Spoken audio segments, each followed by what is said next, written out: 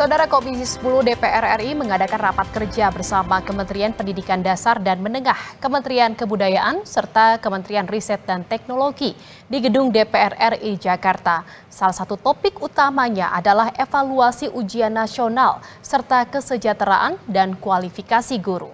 Informasi berikut ini sekaligus menutup jumpa kita di Indonesia Update hari ini. Saya Jihan Novita, pamit undur diri, terima kasih. Sampai jumpa.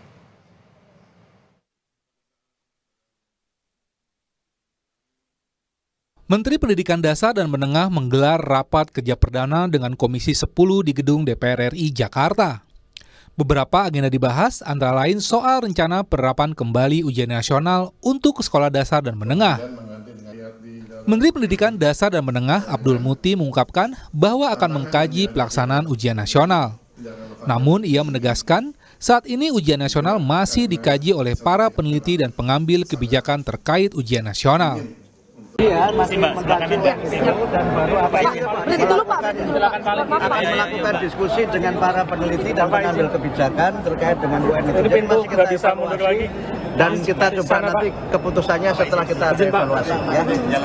Pak, kasus terkait Ibu Supriyani ini seperti apa Pak? Kelanjutannya Pak dari Ibu Suryani yang kemarin Pak, gimana Pak?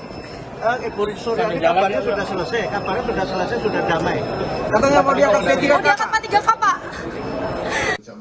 Sebelumnya, ujian nasional dihapus sejak kurikulum Merdeka Belajar berlaku oleh Nadiem Anwar Makarim.